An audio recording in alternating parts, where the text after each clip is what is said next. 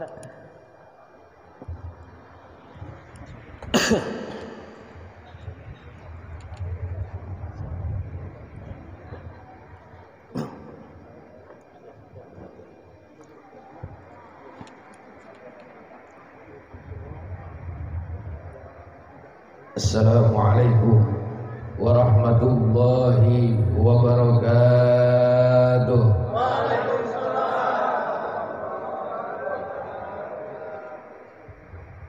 Alhamdulillahilladzi a'azzana 'alal imani wal islam. Wassalatu wassalamu ala sayyidina Muhammadin khairil anam wa ala alihi wa ashabihi wa tabi'in wa tabi'in bi ihsan ila yaumin la yanfa'u malun wala banun illa man atallaha biqalbin salim. Fa inna ahsanal hadisi kitabullah wa khairu huda Muhammadin sallallahu alaihi wasallam wa khairal umuri awsatuha wa syarrul umuri muhdatsatuha wa kullu muhdatsatin bid'ah wa kullu bid'atin dhalalah wa kullu dhalalatin finnar. Subhanaka la ilma lana illa ma 'allamtana innaka antal alimul hakim. Allahumma rabbi ishrah li sadri wa yassir li amri wahlul 'uqdatam min lisani yafqahu qawli. Faqad qala Allah ta'ala fi ayatihil karim wa huwa asdaqul qailin. A'udzu billahi minasy syaithanir rajim. Bismillahirrahmanirrahim. Wa ma arsalnaka illa rahmatan lil alamin. Wa qala an-nabiyyu sallallahu alaihi wasallam, man ahabbani kana ma'i fil jannah. Hadratul mukarramin, para alimul ulama, para hujaj, para asyadid, para guru, para kesepuhan, wabil khusus guru-guru kita semua yang sangat saya hormati dan tidak bisa saya sebutkan satu persatu, namun tidak mengurangi rasa hormat dan takdim saya. Aparatur pemerintah, baik sipil maupun militer, wabil khusus kepala desa, berikut jajarannya, ketua RT, ketua RW, ketua BPD, berikut jajaran-jajarannya yang sangat saya hormati. Kita doakan mudah-mudahan kepemerintahan kita dijadikan pemerintahan yang adil, pemerintahan yang jujur, pemerintahan yang amanah, yang bijaksana, yang mengerti akan keinginan rakyatnya, tidak lupa dengan janji-janjinya. Amin ya Allah ya Rabbal alamin. Segenap para panitia penyelenggara Hari Besar Islam Maulid Nabi besar Muhammad sallallahu alaihi wasallam, mudah-mudahan segala pengorbanan yang telah dikorbankan oleh para panitia, baik itu tenaga, pemikiran, waktu, materi, mudah-mudahan dibalas oleh Allah dengan balasan pahala yang berlipat ganda. Amin ya Allah ya Rabbal alamin. Pertama dan yang paling utama, marilah kita sama-sama memanjatkan puja-puji syukur kehadirat Allah yang telah memberikan nikmat kepada kita semua, terutama nikmat iman, nikmat Islam, sehat walafiat, panjang umur. Alhamdulillah, dengan adanya nikmat tadi kita semua bisa berkumpul, bermuajahah, bertatap muka, bersilaturahmi dalam rangka acara peringatan Hari Besar Islam Maulid Nabi besar Muhammad sallallahu alaihi wasallam. Salawat salam mudah-mudahan selalu tercurah kepada junjungan kita baginda Nabi besar Muhammad sallallahu alaihi wasallam.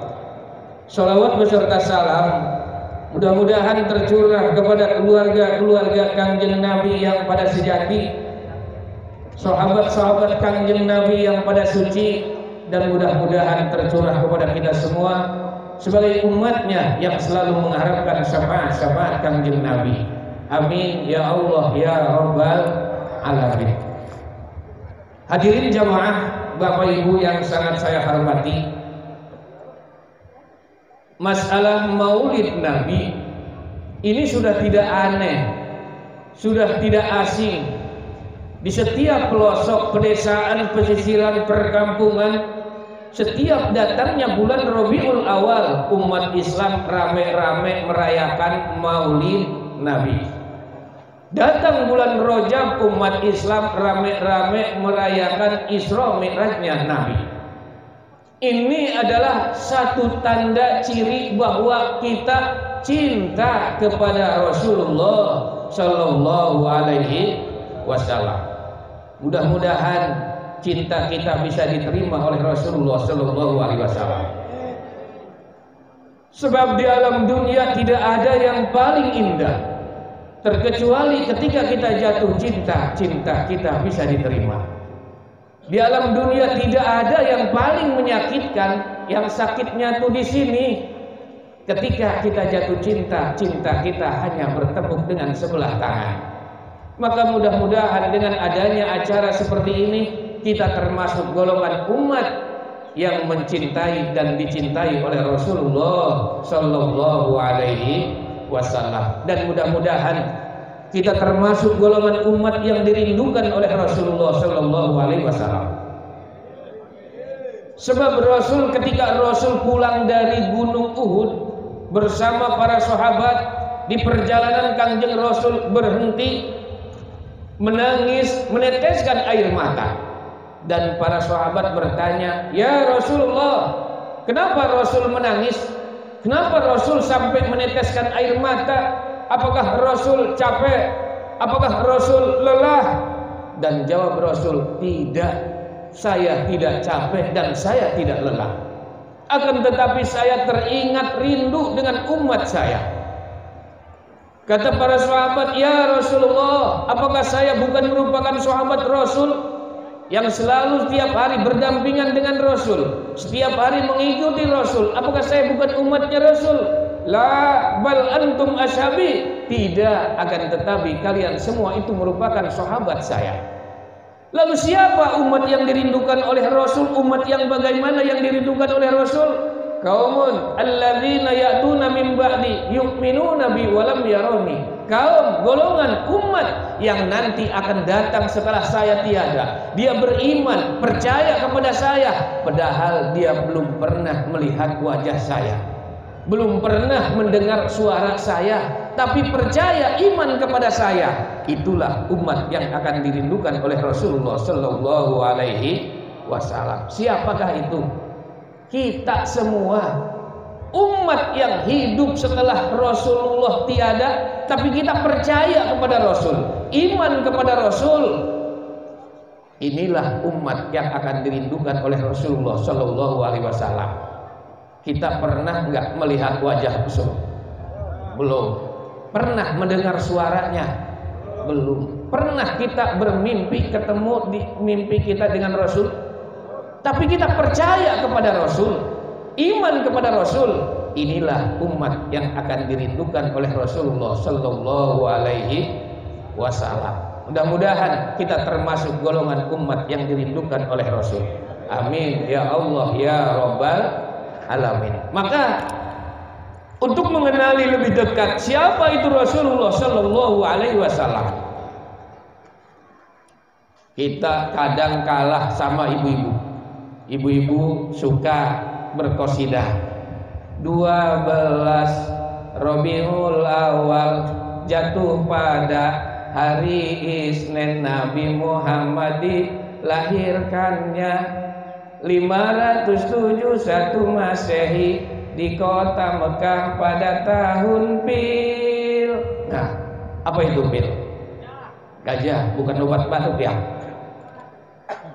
12 Rabiul Awal Rasulullah dilahirkan, jatuh pada hari Senin ketika Rasulullah dilahirkan. Waktunya tepatnya adalah menjelang subuh, belum subuh, kurang lebih 3:30. Pada waktu itu Rasulullah dilahirkan kota Mekah dalam keadaan gelap gulita. Kota Mekah dalam keadaan gelap. Tapi ketika dilahirkan Rasulullah, kota Mekah ngedadak menjadi terang benderang.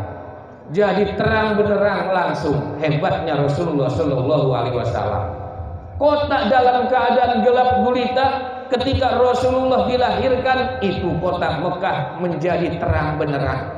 Ada yang di sini yang dilahirkan tadinya gelap gulita langsung jadi terang benderang, ada? Di kita sebaliknya, tadinya terang benderang, begitu dilahirkan si dia langsung menjadi gelap. Begitu istrinya mau melahirkan, ngomong sama suaminya, coba cari ibu dukunnya, ibu bidannya, kayaknya saya ini udah mau melahirkan. Lari suami nyari ibu dukun, ibu bidan.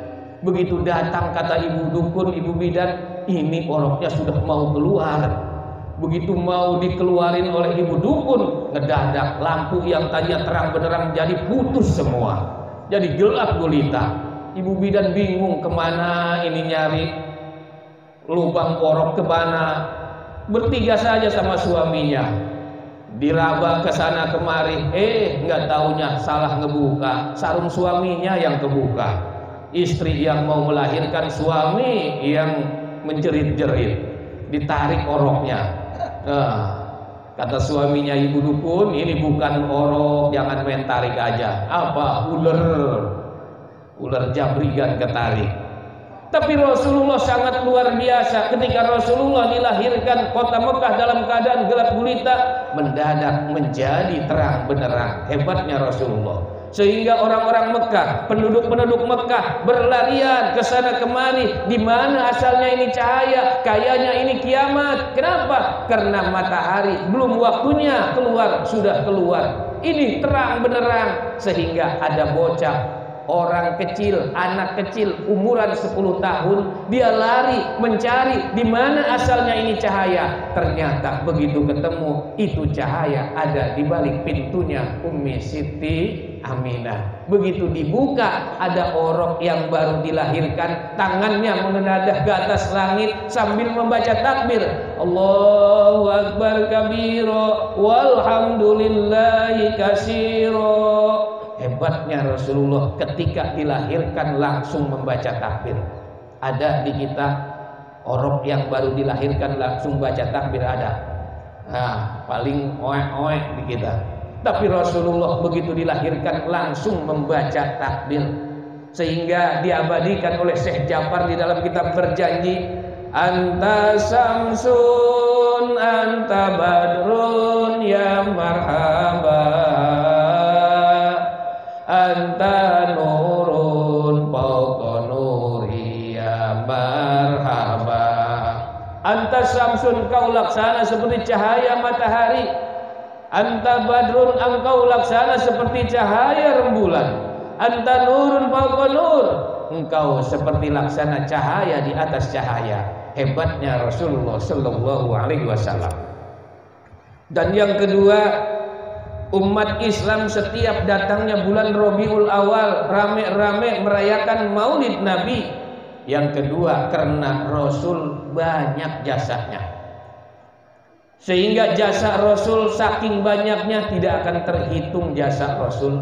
Ada pepatah mengatakan, macan mati meninggalkan belangnya, gajah mati meninggalkan gadingnya, sedangkan manusia yang meninggalkan jasanya. Jasa Rasul banyak.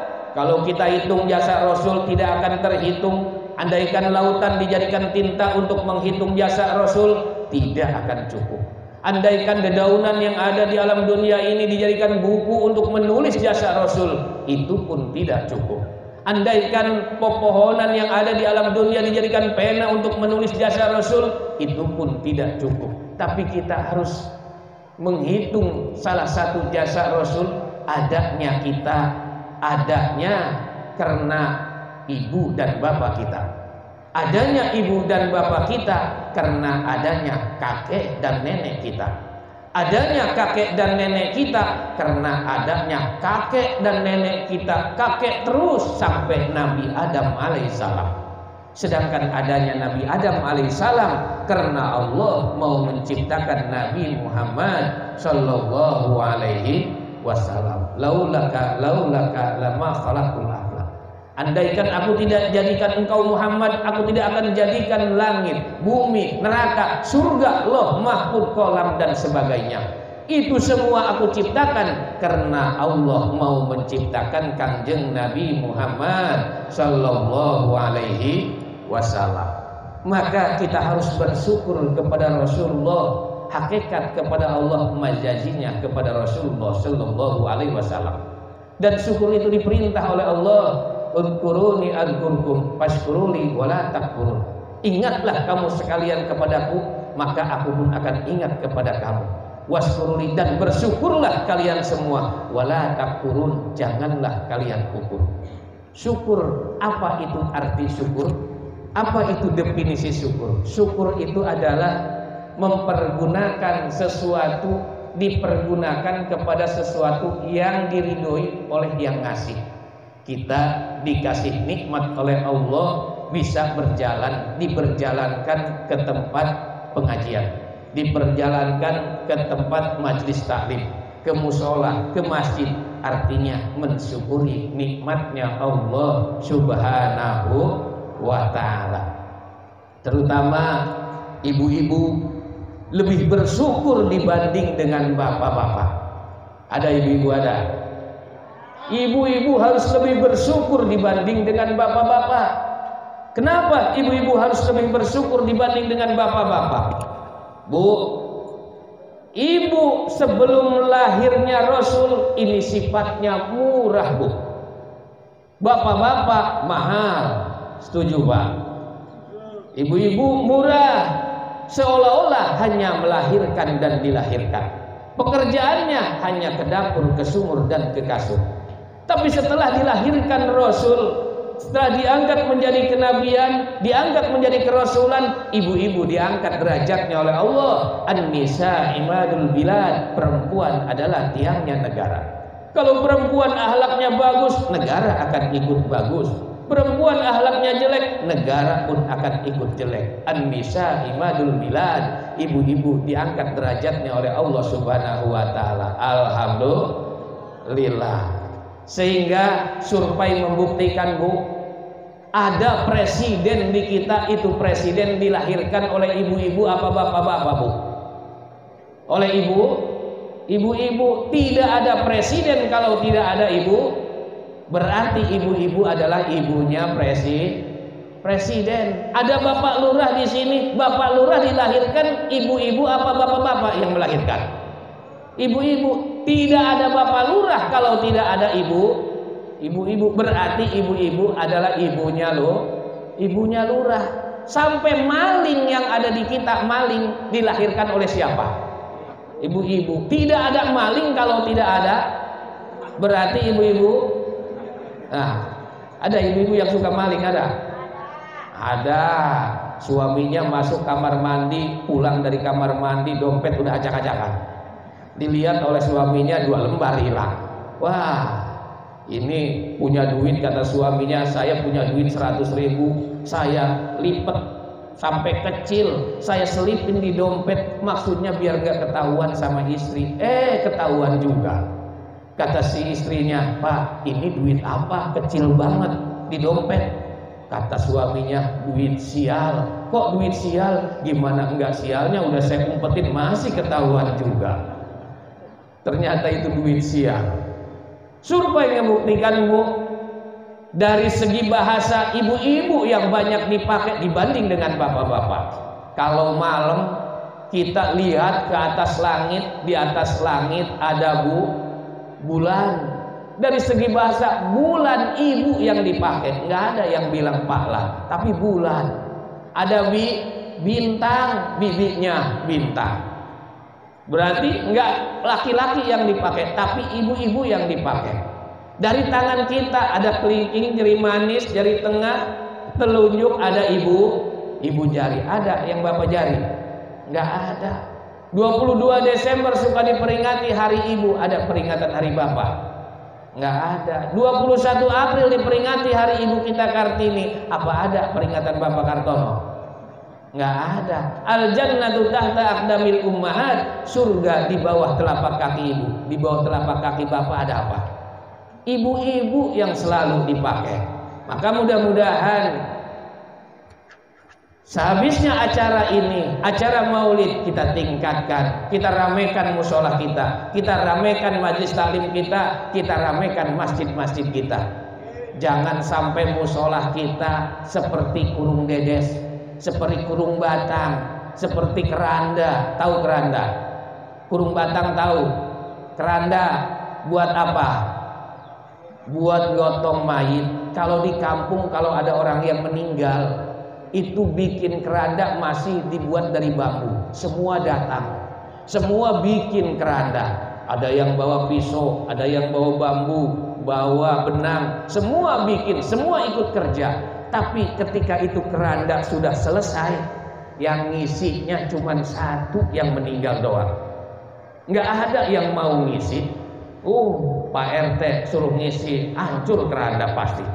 Semua nggak mau ngisi. Jangan sampai musola kita, ketika musola kita dibangun, semua datang, semua ikut ngebangun, semua ikut kerja. Tapi ketika musola kita, masjid kita, majlis taklim kita setelah selesai, yang ngisi cuman satu doang, cuman itu saja, cuman yang kakek-kakek saja. Kita ramekan majlis taklim kita ramekan musola kita ramekan pengajian-pengajian kita ramekan berjamaah kita. Jangan pernah untuk meninggalkan sholat. Sewaktu sholat yang kita tinggalkan, 1000 tahun kita akan mendapatkan siksaan di dalam neraka jahanam. Bahkan apabila ada seseorang berani meninggalkan sholat, dengan sengaja meninggalkannya, tanpa ada udzur, tanpa ada apa, maka ketika matinya, meninggalnya, Allah akan ngirim satu teman, satu bodyguard yang akan menemani di kuburannya. Siapa temannya? Berupa ular yang dinamakan ular Sujaul Aqro. Ular Sujaul Aqro itu adalah ular yang besar, Al-Aqro yang botak ularnya. Dari botak orang itu, dari botak ular itu bukan sembarang botak, tapi dari botaknya itu racun semua. Racun semua, sekali matok itu ular akan hancur semua daging manusia. Maka awas, jangan coba-coba dengan yang botak-botak. Jangan dimainin itu yang botak-botak. Nah, racun semua. Jangan pernah meninggalkan sholat. Sewaktu sholat yang kita tinggalkan, 1000 tahun kita akan mendapatkan siksaan di dalam neraka jahanam. Sholat itu adalah ritual ibadah yang tidak bisa kita tinggalkan. Sholat itu adalah ritual ibadah yang tidak bisa diganggu gugat, yang tidak bisa diselang-selang. Itu adalah sholat. Beda dengan ibadah yang lain. Kalau ibadah yang lain masih bisa diganggu, masih bisa diselang. Duit 4 dirham itu pun dapat dari pengasih istrinya. Ketika datang ke pasar ada orang yang minta-minta, dia kasih itu duit sama orang yang minta-minta. Hebat suami saya, mulia hatinya. Kira-kira kalau kita pergi ke pasar, duit dapat istri kita, pergi ke pasar begitu pulang belanja nggak ada, duit nggak ada, kira-kira istri kita marah nggak? Terus kita bilang duitnya kita sodakokan di pasar, percaya nggak istri kita? Randa pastinya di pasarnya. Tapi Siti Fatimah sangat mulia. Maka ketika Siti Fatimah, Sayyidina Ali bingung dari masalah biaya, dari masalah nafkah, nggak bisa belanja buat makan anak-anak istrinya, Sayyidina Ali langsung keluar rumah dengan tujuan mau ke rumahnya Rasulullah Shallallahu Alaihi Wasallam. Begitu di perjalanan, Sayyidina Ali ketemu dengan orang Arab, gagah orang Arabnya, tampan orang Arabnya. Sayyidina Ali sedang kebingungan. Kata orang Arab, "Hei Sayyidina Ali, kamu kayaknya sedang bingung. Kenapa kamu bingung?" Kata Sayyidina Ali, "Ini saya bingung dari masalah nafkah. Saya nggak punya duit, mau belanja nggak ada, duit nggak ada, sepeser pun saya nggak punya duit. mau belanja saya nggak ada, membuat makan anak istri saya di rumah. Kata orang Arab tadi, Sayyidina Ali, jangan bingung-bingung kamu. Mendingan nih saya bawa unta nih, bagus unta saya. Mendingan beli saja nih unta saya, beli nih dengan harga 100 dirham. Kata Sayyidina Ali, ini orang ngeledek apa-apa. Saya sudah bilang nggak punya duit, malah suruh beli unta. Kata si orang Arab, Sayyidina Ali, jangan bingung, kamu beli unta saya, tapi dengan uangnya dihutang. Nanti saja tempo uangnya, entar saja, tapi beli dulu ini unta dengan 100 dirham. Kata Sayyidina Ali, ya udah, kalau memang dihutang saya beli 100 dirham dengan dihutang. Dibawalah unta itu. Begitu dibawa, tidak lama ada lagi orang Arab yang datang. Wahai Sayyidina Ali, itu unta bagus banget, mau dijual gak? Jual. Berapa? Berapa saja, saya belinya 100 dirham, dapatnya itu dihutang. Sayyidina Ali, saya berani bayar ini unta dengan harga 300 dirham. Saya belinya cuma 100 dirham. Tetap saya bayar dengan 300 dirham. Akhirnya dibayar dengan 300 dirham. Sayyidina Ali membawa duit 300 dirham, bertemu dengan Rasul. Tersenyumlah Rasulullah Shallallahu Alaihi Wasallam. Wahai Sayyidina Ali, kamu membawa cerita yang baik, cerita yang bagus. Saya apa kamu yang harus bercerita? Ya Rasul, Rasulullah yang lebih tahu. Kata Rasul, kamu tahu nggak siapa tadi orang yang membawa unta yang menjual kepada kamu dengan harga 100 dirham? Saya tidak tahu ya Rasul. Itu adalah malaikat Jibril. Tadi kamu tahu nggak siapa yang membayar unta kamu dengan harga 300 dirham? Saya juga tidak tahu ya Rasul. Itu adalah malaikat Mikail. Allah tidak akan menyia-nyiakan yang mana kamu telah berbuat kebaikan, bersedekah ketika kamu susah, ketika kamu tidak mempunyai duit, susah di pasar punya duit 4 dirham, ada orang yang minta-minta, kamu kasih itu 4 dirham, maka Allah tidak akan menyia-nyiakan, dibalas lipat gandakan oleh Allah sedekah kamu yang 4 dirham menjadi 300 dirham, dibalas oleh Allah Subhanahu wa taala. Maka seorang suami yang bisa taat kepada seorang istri taat kepada suami yang selalu tolong menolong baik urusan dunia maupun di dalam urusan akhirat. Setiap Rasulullah pulang dari dakwah, Rasulullah begitu pulang dari dakwah, istri Kanjeng Rasul sudah menunggu di depan rumah dengan senyuman yang indah. Begitu datang, Rasulullah langsung cium tangan, disuguhi teh manis yang hangat. Rasulullah romantisnya, setiap 1 kali minum Rasul itu teh yang manis, 1 legutan yang diminum oleh Rasul dikasih sama istrinya, istrinya minum, dikasih lagi sama Rasul, dikasih lagi sama istrinya.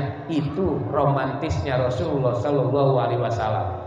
Ketika suatu hari begitu Rasul datang, diberilah teh manis yang hangat. Begitu diminum oleh Rasul, tidak dikasih sama istrinya. Diminum lagi, tidak dikasih sama istrinya. Diminum lagi, istrinya curiga. Kok ini Rasulullah biasanya romantis, setiap minum 1 kali dikasih sama saya, setiap 1 kali kok ini diminum terus oleh Rasul? Ada apa ini Rasul? Karena sifat taunya Rasul melihat istrinya curiga, akhirnya teh manis yang tinggal sedikit dikasihlah sama istrinya. Begitu diminum oleh istrinya, dimuntahkan lagi, ternyata istrinya salah resep, bukannya gula malah garam yang dimasukin. Hebatnya Rasul tidak mau menyakiti hati seorang istri. Kalau kita pulang kerja suruh bikin kopi istri kita, bukannya pakai gula, tambah pakai garam kopinya, marah nggak kita? Ngebunuh saya kamu ini, saya kopi dikasih garam. Tapi Rasul hebatnya tidak mau menyakiti hati seorang istri. Istri Rasul, setiap Rasul datang selalu diselipkan yaitu anduk kecil berupa lak, anduk kecil. Ketika Rasul datang, langsung keringat Rasul dilap.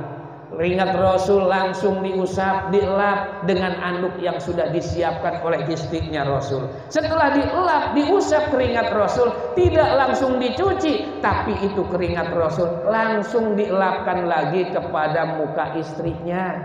Tuh hebatnya istri Rasul, langsung dilapkan lagi keringat Rasul kepada keringat istrinya. Kita ikutin, kita tiru contoh Rasulullah SAW. Suaminya pulang kerja habis ngojek, lapin keringatnya, udah dilap langsung lapin lagi ke muka istrinya, pasti pingsan istrinya. Hebatnya Rasulullah SAW. Setiap Rasul pulang dari dakwah, Rasul istrinya sedang tertidur, dia ketuk, Rasul ketuk pintunya dengan yaitu pelan, tok tok, assalamualaikum. Istri tidak bangun, diketok lagi, lebih pelan lagi, assalamualaikum. Tidak bangun, diketok lagi 3 kali, lebih pelan lagi ngetoknya. Tidak bangun, Kanjeng Rasul langsung mengamparkan sajadahnya, tidur di depan pintu dengan sajadahnya Rasulullah SAW. Kira-kira kalau kita pulang nggak dibukain pintu sama istri, dari keras tambah keras, kaki yang main.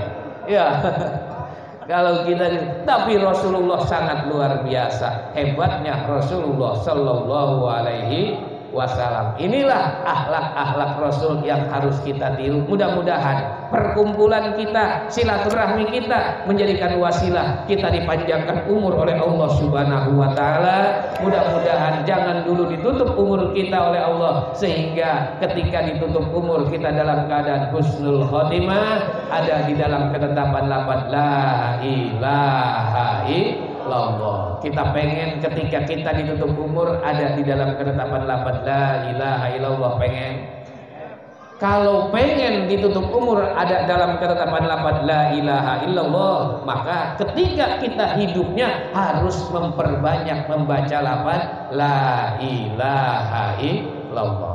Rasul berkata, Ghafirid dzanbi, Allah akan mengampuni dosa siapa? Liman qala, dosa orang yang mau mengucapkan lafaz la ilaha illallah.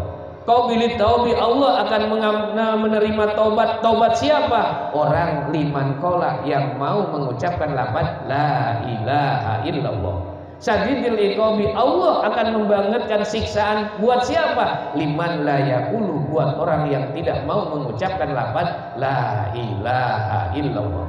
Bahkan Rasul mengatakan, man qala la ilaha illallah, barang siapa yang mau mengucapkan lafaz la ilaha illallah, khalisan min qalbihi, ikhlas di dalam hati mengucapkannya, wa maddaha bi ta'dim, dengan dipanjangkan tujuan mengagungkan kepada Allah Subhanahu wa taala, kafarallahu anhu arba'ata alafi dzanbin, ini akan bisa menghapus dosa kita 4000 dosa yang akan dihapus oleh Allah Subhanahu wa taala. Asal ikhlas mengucapkannya, bukan hanya karena ada makanan, bukan hanya karena ada kopi, tapi ikhlas mengucapkan lafaz la ilaha illallah.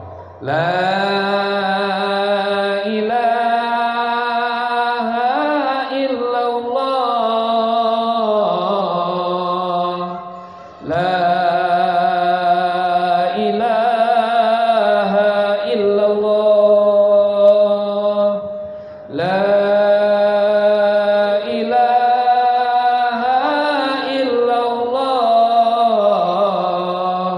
La ilaha illallah. Kalimatani habibatani alal lisan, sakilatani bil mizan, habibatani ilar rahman, habibatani ilar rahman. Kalimatani, 2 kalimat, habibatani alal lisan, yang enteng diucapkan diucapkan oleh lisan, saqilatani fil mizan, tapi akan memberatkan amal timbangan kita. Habibatani ilar rahman, akan disukai oleh Tuhan apabila kita mau mengucapkannya. Mana dua kalimat enteng diucapkan oleh mulut kita, tapi bisa memberatkan amal timbangan kita. Subhanallah wa bihamdihi, subhanallahil azim, subhanallah wa bihamdihi, subhanallahil azim. Nah, mudah-mudahan kita bisa membacanya baik siang maupun malam, baik di waktu pagi maupun di waktu sore. Kita selalu mengucapkan lafaz la ilaha illallah. Hadirin jamaah Bapak Ibu yang sangat saya hormati,